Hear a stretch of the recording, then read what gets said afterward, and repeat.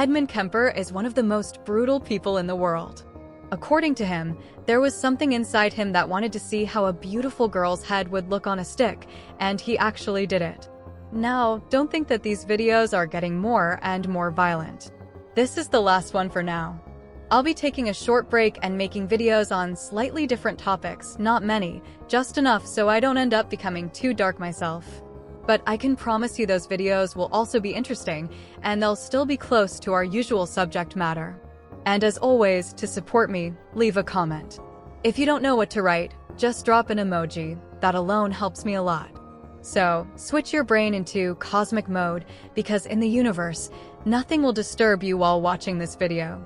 Our story today begins on December 18, 1948, in California, the day Edmund Kemper was born.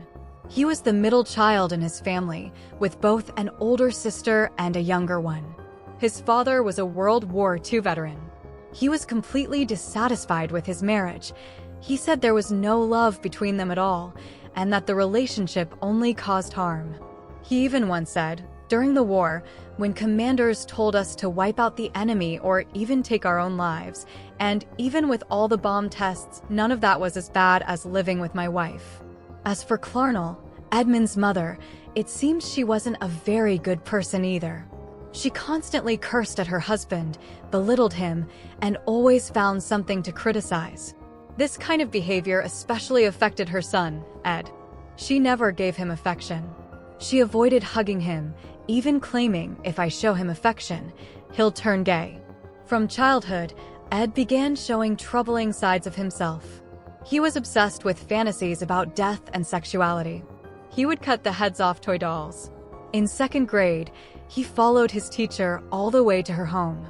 He even carried around one of his father's old war knives.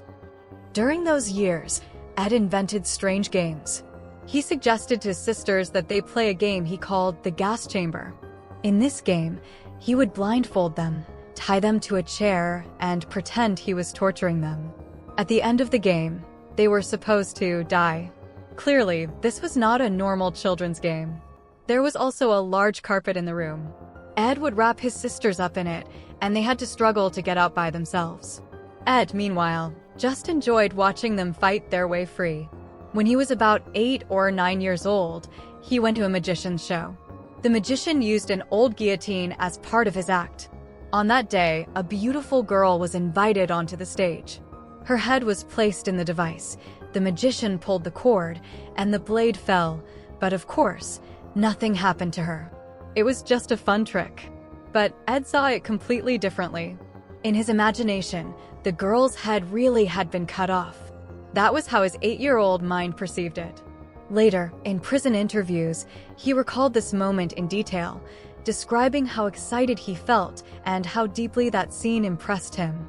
In 1957, when Ed was only 9 years old, his father left the family. From then on, the children were raised solely by their mother. Clarnell was especially abusive toward Ed, more than toward her other children. She hurt him emotionally and sometimes physically. Maybe it was because he reminded her of her ex-husband. At the age of 10, Ed took the family cat, carried it outside alive, and killed it. He buried it in the yard. At 13, he killed another cat, this time stabbing it to death, and buried that one too. As you know, cruelty to animals in childhood is one of the classic warning signs of a future serial killer. Ed clearly showed those signs. Ed grew very quickly.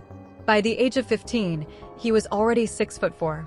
His mother was afraid of him and forced him to sleep in the basement at night, while everyone else slept upstairs. Later in interviews, he said this deeply affected him. The truth is, despite his height, he was still just a 15-year-old kid. His mother constantly insulted him, repeating things like, "You'll never be a good person. No woman will ever love someone like you." Because of this, Ed grew up with a deep hatred for her. At 14, he couldn't take it anymore. He ran away from home, determined to find his father and live with him. He found him, and for a short time they lived together. But his father was remarried, and Ed's personality clashed with his new stepmother. Arguments broke out often, and eventually Ed's father forced him to leave. He sent Ed to live with his grandparents. According to Ed, his grandmother was very much like his mother, verbally abusive, emotionally manipulative, and often belittling him. Whether she was physically violent is unclear, but either way, Ed disliked her intensely. Now Ed was living at his grandparents' farm. His grandfather gave him a rifle as a gift for hunting birds and rabbits. But his grandmother was worried because sometimes Ed would shoot animals just for no reason, even harmless birds. She wanted to hide the rifle. But his grandfather said, no, let him hunt, that's normal, and allowed it. One day, all the anger Ed had been carrying inside for years finally boiled over. That day, he argued with his grandmother in the kitchen. No one knows exactly what the argument was about, but it was serious. Ed grabbed the rifle, walked back into the kitchen, and came up behind his grandmother as she sat at the table. He shot her 3 times in the head. His grandfather wasn't home at the time. He had gone to the grocery store. But Ed realized that when his grandfather came back, it would be a huge problem. So he decided to kill him too. He waited outside until his grandfather returned. As soon as he walked through the door, Ed shot him in the back of the head. Later, he explained it this way, I did it for my grandfather. I didn't want him to see his wife dead and have a heart attack. After that, Ed called his mother and told her, I just shot 2 people, my grandmother and my grandfather. His mother answered, you need to call the police. If you don't, I will. Ed called the police and turned himself in. When investigators asked, why did you shoot your grandmother and grandfather? He replied, I just wanted to see what it felt like. Personally, I think he should have been locked up right then and there. Soon after, Ed was sent to the California Youth Authority. There, he met with psychiatrists and went through a series of tests. They also gave him an IQ test. That's when Ed first learned that he had near genius-level intelligence. He scored 136. Later, when he took the test again, he scored 140, which is considered genius level. Of course, this only inflated his ego even more, strengthening his belief that he was special. I'm a genius.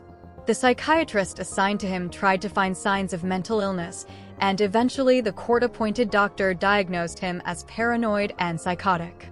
He was sent to a maximum security facility for the criminally insane. That hospital housed only mentally ill inmates. But in 1969, after just 5 years, he was released.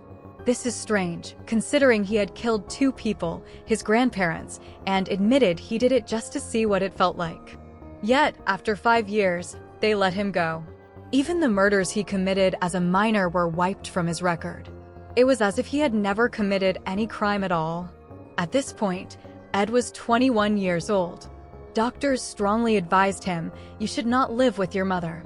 It could be dangerous. But Ed had nowhere else to go, so he moved back in with her in Santa Cruz. He was still under conditional psychiatric supervision. But during his years in the hospital, he had learned exactly what to say. He knew how to act, how to answer questions, just the right words to make himself look harmless. In reality, though, he wasn't. Ed had never been on the right path. In Santa Cruz and throughout Northern California, he drifted between different places to live. Whenever he ran out of money, he returned to his mother's house. For a while, he even attended college and tried different jobs. In 1971, he got a job with the Department of Transportation. Ed's biggest dream was to become a police officer. But the state police rejected him because of his height. He was about 6'9" and weighed nearly 300 pounds. That's why people started calling him Big Ed. Even so, he became friends with police officers in Santa Cruz, spending time with them in bars. He wanted so badly to be a cop that he eventually bought himself a motorcycle, just so he could at least look like one. Thankfully, he never became a real police officer. Because one day, while riding that motorcycle, he was hit by a car.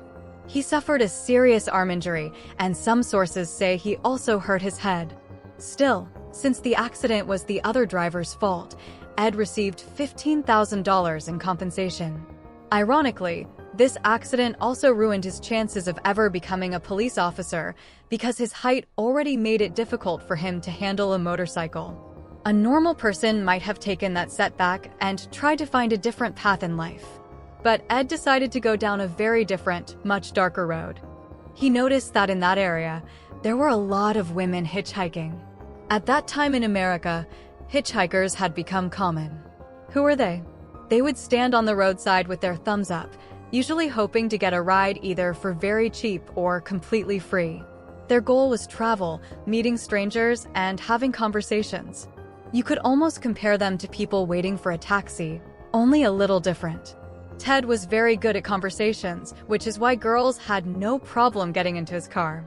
At first, he would pick them up and then simply drop them off. But later, things changed.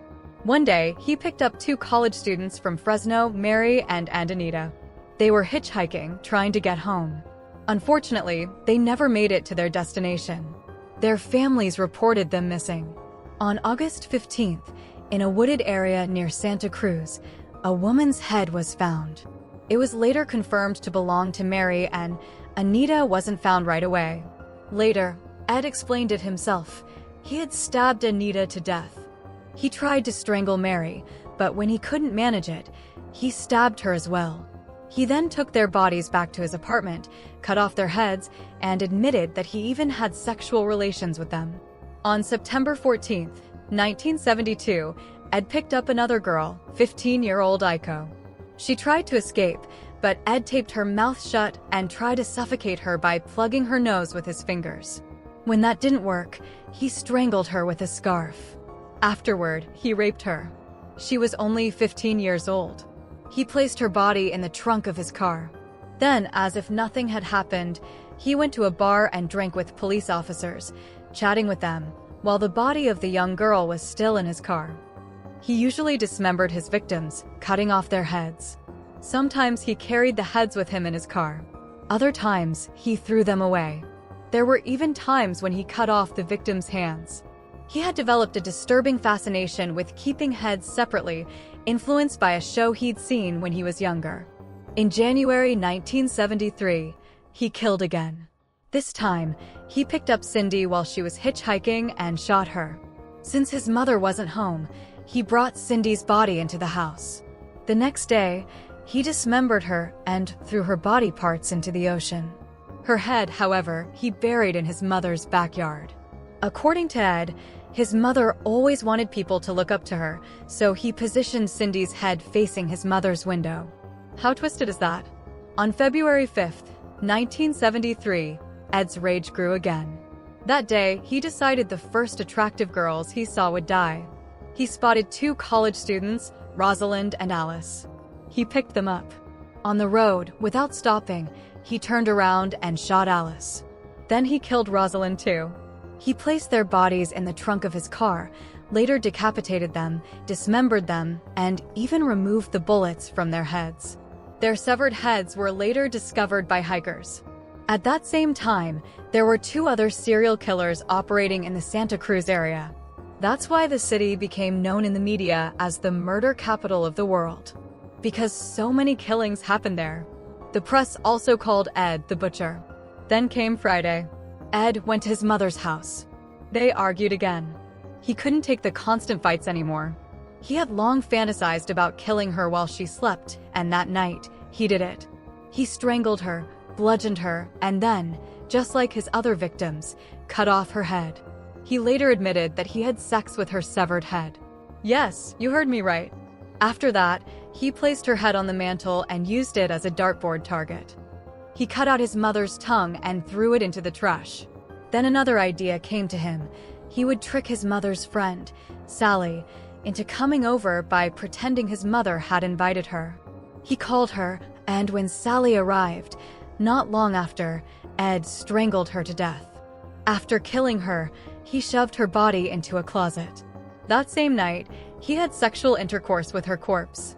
The next day, Ed took Sally's car to a rental agency. He left it there and picked up another car. He drove for 18 hours straight, stopping only for gas and soda. He headed east and kept going until he reached Colorado. Then, on April 23rd, he called the Santa Cruz police and confessed to his crimes. At first, they didn't believe him. After all, He had spent so much time hanging out with them at the bar. But he insisted and eventually turned himself in. When he got to the Santa Cruz Police Department, he actually directed the investigators through the details of his murders. He presented all the evidence and proved that he really was the killer. The police department was shocked because their friend had turned out to be a serial murderer. When he was arrested, he confessed in detail to all 8 murders. He even took investigators to different locations, showing them where he had disposed of the bodies. In April 1973, at the age of 24, Ed was charged with 8 counts of first-degree murder for killing 6 female students, his own mother, and his mother's best friend. In October 1973, he went to trial and was found guilty. By early November, he was sentenced to 8 consecutive life terms. That means he will never be released. Today, Ed is serving his sentence in a California medical facility. In an interview with Cosmopolitan magazine, a reporter asked him what he feels when he sees an attractive woman. Ed replied, "One side of me wants to just talk to her, but the other side wonders how her head would look on a stick." And I liked the second side better. On July 25, 2017, a parole hearing was held, but the California Parole Board denied his request. Some reports claim he was also a cannibal, that he ate parts of his victim's flesh. But there's no conclusive evidence to confirm that. As of today, he's still in prison. Inside, he teaches computer science to other inmates. He also receives letters from people on a regular basis and often writes back. If he hadn't gone down the path of murder, maybe right now people would be telling a story about a genius, not a criminal. But for me, well, I'm more interested in crime than in geniuses. Drop your thoughts in the comments. I'd love to know what you think. Take care of yourselves. I'll see you next time.